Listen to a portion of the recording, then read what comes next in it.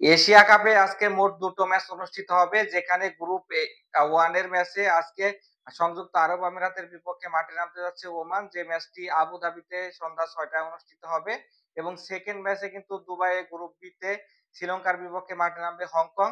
তো আরব আমিরাত এবং হচ্ছে একই সাথে হচ্ছে ওমান, এরা ২ দলে কিন্তু পাকিস্তান এবং ইন্ডিয়ার বিপক্ষে বিশাল ব্যবধানে হেরে টুর্নামেন্ট শুরু করেছে। তো যেহেতু দুটো সমশক্তির টিম একে অপরের মোকাবেলা করতেছে, তো আজকে একটা এখানে ক্লোজ এনকাউন্টার আমরা দেখতে পারি।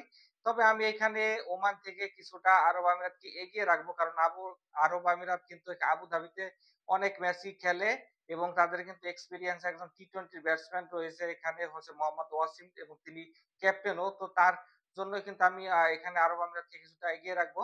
শ্রীলঙ্কা এবং হংকং এ অবশ্যই শ্রীলঙ্কা ফেভারিট। এখানে বাংলাদেশকে বড় ব্যবধানে হারিয়ে তারা কিন্তু মেন্টালি বুস্ট আপ আছে। হংকংকে আজকে কত বড় ব্যবধানে হারাতে পারে শ্রীলঙ্কা, এটাই দেখার বিষয়। শ্রীলঙ্কা কিন্তু আজকে হংকংকে হারালে এখানে সুপার 4 টা কোয়ালিফাই করবে।